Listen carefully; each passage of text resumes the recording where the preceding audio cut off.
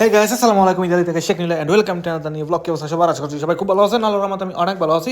ছোটবার জন্য একটা কলম কিনতে আইছিলাম এই মার্কেটে। একটা এই যে পিছনের যে মার্কেটটা আছে এই যে, সো কলমের প্যারা আসলে বাসি না, দুদিন পর পরে আসলে কলম শেষ হয়ে গেছে। সো মার্কেটের ভিতরে যাবো, তাড়াতাড়ি করে যাবো, আর নয় তো কিছুক্ষণ সময়ের মধ্যে বৃষ্টি শুরু হইবে। এই বৃষ্টি যদি শুরু হয়, যেহেতু গাড়ি আনি সাইকেল নিয়ে আইছে, এককাল বৃষ্টির মধ্যে বই থাকা লাগবে। একটু পরে ইফতার, আর মনে হয় 1-1.5 ঘন্টার মতো বাকি আছে। তো ইফতার যদি শুরু হয়ে যায় আর যদি এখানে বই থাকা লাগে, আমার ইফতার এই রাস্তার হাওয়াটা সেই থাকতে হবে, কারণ এইসব ইফতার আবার রাস্তাঘাটে পাওয়া যায় না, দুঃখের বিষয়। আচ্ছা, আমি আসলে এই মার্কেটে প্রায় কলম কিনতে হয়। কলম কেনার লাগে এই মার্কেটটা সেরা। মানে অন্যান্য মার্কেটগুলোতে যে কলমটা কিনি ওই কলমটা আসলে পাওয়া যায় না। এই মার্কেটটা অনেক মডেলের কলম আছে, এর মধ্যে আমি যেটা খুঁজি ওইটা আর কি পাই।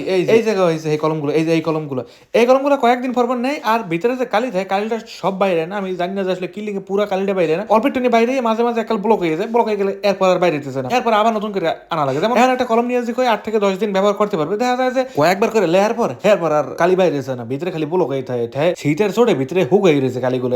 এই লিগে আজকে আমি কলমের উপরের যে কাভারটা আছে ওইটা নিম না, খালি ভিতরে যে শেষগুলো আছে পাইপের লাহার বাজেটের মধ্যে কালি ভরা, এই যে এইগুলো নিতে। আসলে সব কলমের লাগে এই কাহিনীগুলো ঘটে না যে নিলেই খালি ব্লক হয়ে যাবে, হেলে আর এই কলমগুলো চলতো না। কিছু কিছু আছে মানে প্রায় সময় দেখি যে এই কাহিনীগুলো ঘটে।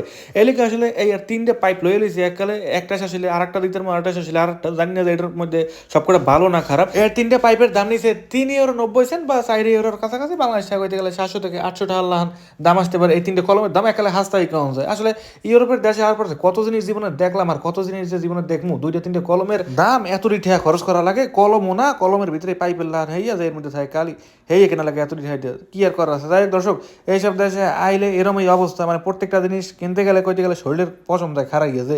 আইলাম কোন দেশে, একই দুনিয়া না দুনিয়ার বাইরে আইয়ে বসি। এই মার্কেটে ছেলেদের কালেকশন গুলা বেস্ট এই কম যাচ্ছে। আইদেন কি সুন্দর সুন্দর গেঞ্জি, ওরে বাবা, এককালে হারপিক কালার, পাশে একটা আছে ব্ল্যাক, এর পাশে আর একটা আছে হোয়াইট। যদিও আজকে কোনো কিছু কেনাকাটা করতে আইনি, জাস্ট সোয়ের সামনে পড়লো আর কালেকশন গুলো দেখলাম। এই দেন এই একটা সোয়েটার লান আছে, শীতের মধ্যে পড়তে সেই দিবে।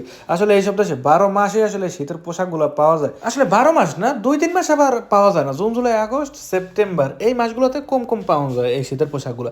আবার সেপ্টেম্বরের 15 তারিখের পরেতে এই মোটা পোশাকগুলো মার্কেটে উড়ে গেলে ভরিয়ে থইয়ে দেয়। আমি যেন কথা কইতে আছি বাইরে কিন্তু বৃষ্টি শুরু হয়ে যাবে, তাড়াতাড়ি করে আমার একদম বাইরে যেতে দিবে। ওরে সর্বনাশ, এনে মাল মাথা দেখতে দেখতে আউলি হেলেছি।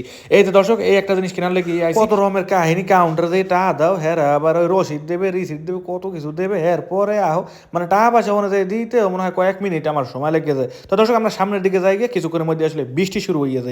আসলে আজকে এই টাইমে যে বৃষ্টি দেখবো, এই বৃষ্টিটা আসলে আশাও করতে পারিনি। মানে একটা ভাবনা ছাড়া, একটা চিন্তা ছাড়া বৃষ্টিটা আজকে ওই সামনে পড়ে গেল। মার্কেট তো বাইরে গেছিলাম একটু স্টেশনে, একটা বারে টাকা ভরতে ফোনে আর কি।